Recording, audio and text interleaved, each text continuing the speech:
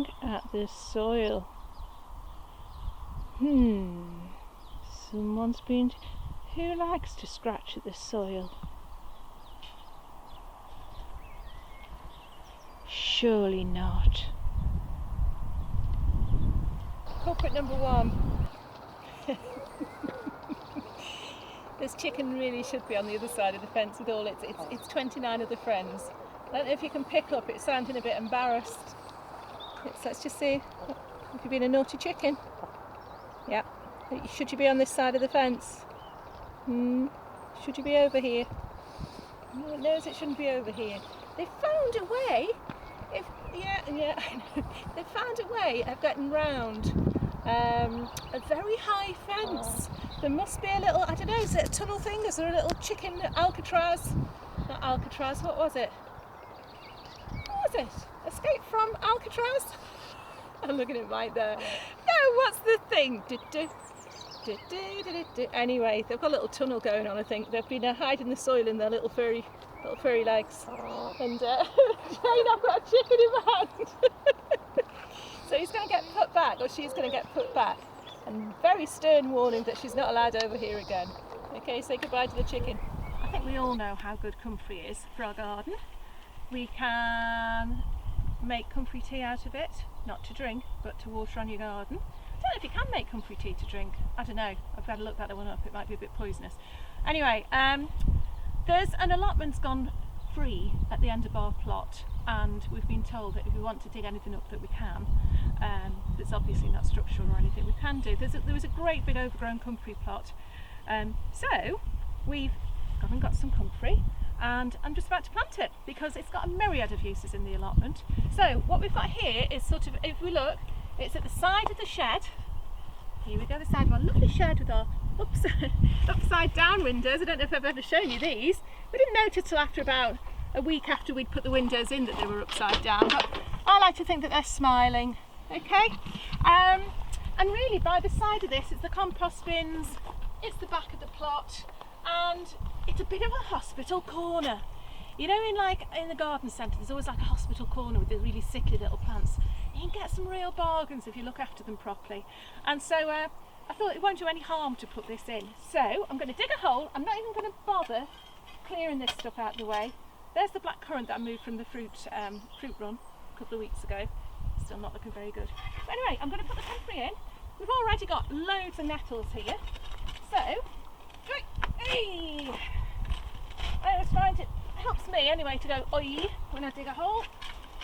It's lovely soil, considering this soil hasn't been used or cultivated or anything like that. There's something in there big. That's metal. Okay, throw that into the rubbish pile. Right, okay. Now comfrey has usually got a really long taproot, and you can see we've snapped that off accidentally when we've dug it up. But there's this root coming out, there's these roots, and it's a hardy plant. It's not going to do us any harm to try it. So I'm just going to scrabble a hole out, get that root in really nice, and then, oh, that's not quite deep enough. This is where you've got to use your hands really. And in it goes. Nice new home for our lovely comfrey. And hopefully, along with some of its friends, because we've got another couple of bits to put in, that's going to provide us with loads of green manure. And I'll go and show you what I mean in a minute. Okay? Water that in later on when I've put the rest in, but yeah, I think it'll enjoy its new home. Here's the comfrey. Here's another part of another bit of a comfrey plant, and basically I'm just ripping off the leaves. I've dug 3 holes. I've done most of these, but I just want to show you how easy it is to do. We're just ripping the comfrey up. I've already got a couple of inches in each hole, and I'm just, if I show you this end one. Now I haven't got my knee pads on, Darren, I'm sorry. I should have them on. It'd make life a lot easier. Oscar's watching all the time, as ever. And I'm just going to, you can see I've stripped that comfrey plant there. Just going to fill that, because this will rot down and just provide nutrients, and it will retain water, and it'll give my potatoes a little bit of extra help getting on. Right, doing that, this poor little thing now, I'm going to plant back around in the hospital corner and we'll see if it comes again. Right, what I'm planting here are my pink fir apples. Now, you can see that these haven't chitted yet. We've had them, in fact, let me just check. No, we've had them in the window in the shed, and they haven't chitted, they haven't even started. But, oh, that's a strange one. We're going to put them in. I'm going to put a couple in anyway, put the rest in the shed, give them another week or so before I put the rest in. But we'll see what happens if we put these in. It should be okay.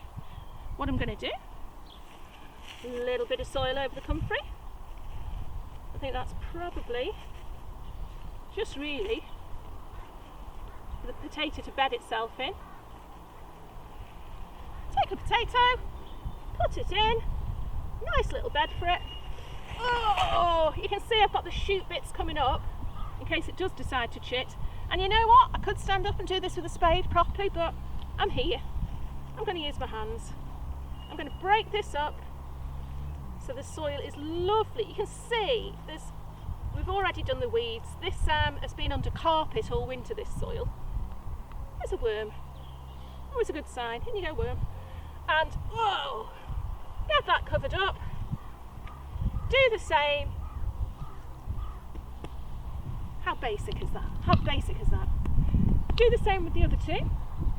And then, what we've done on this side, much like with our bean experiment, in fact I'm sitting in a hole of manure as I speak, we've got 3 similar size holes, just with the horse muck in, well rotted horse muck.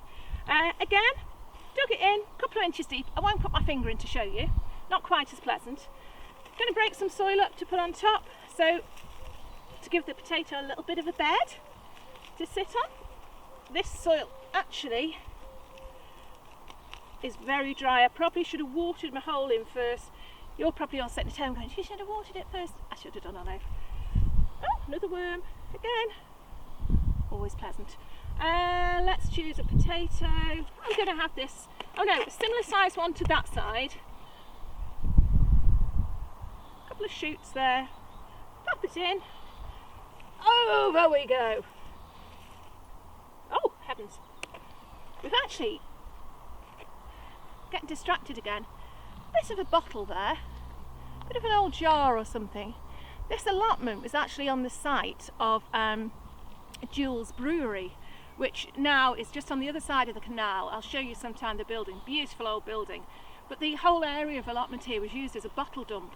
So for many years people would come digging and collecting Victorian bottles. So some of the allotments actually subsided at the back because people were digging into the banks to get the bottles, but hopefully they don't do that anymore. It'd be awful if the shed had disappeared one day.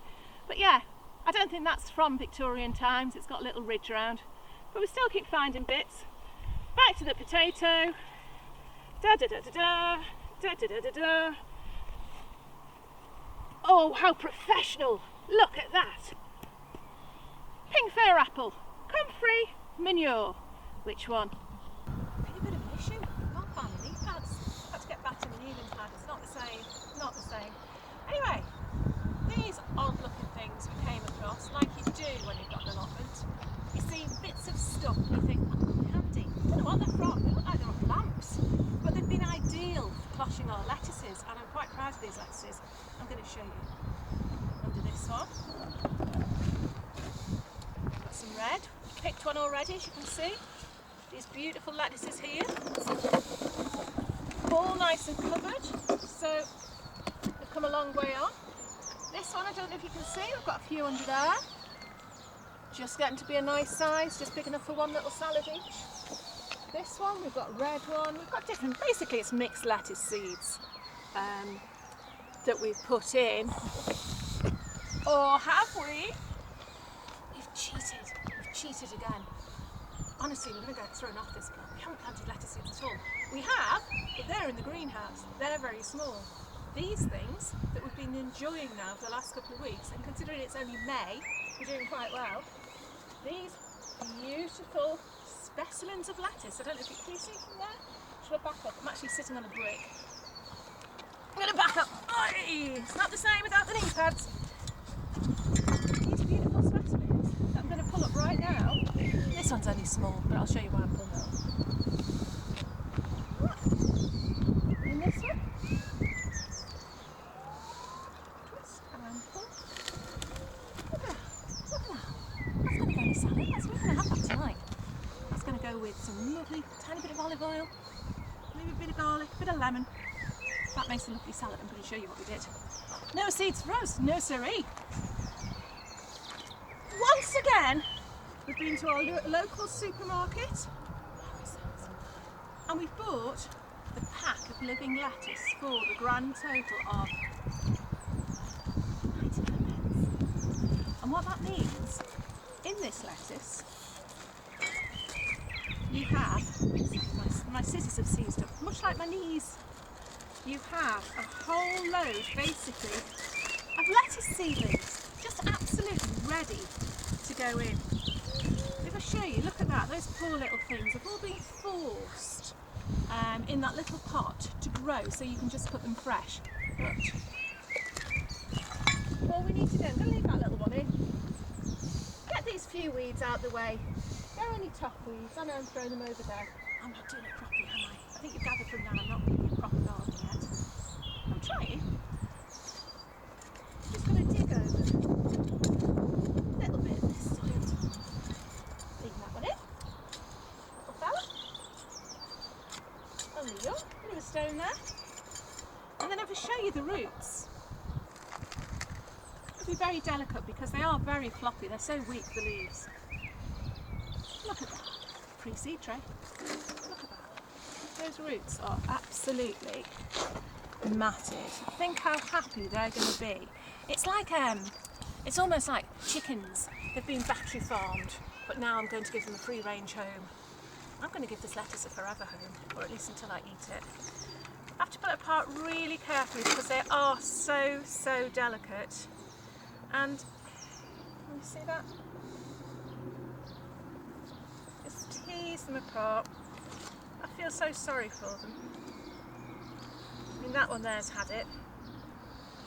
But in each pot, I would say at least 20 lettuce. Now, I'm getting this one right down to it. You can see there, that's actually 3 different lettuce. I don't know. I'm going to try and plant that one. I think shouldn't really be touching the stems. I might be breaking the roots off too far. There we go. A lettuce seedling. All that remains to be done. Look at this lettuce. Woo! In you go. There's your new home. Okay, pop it in.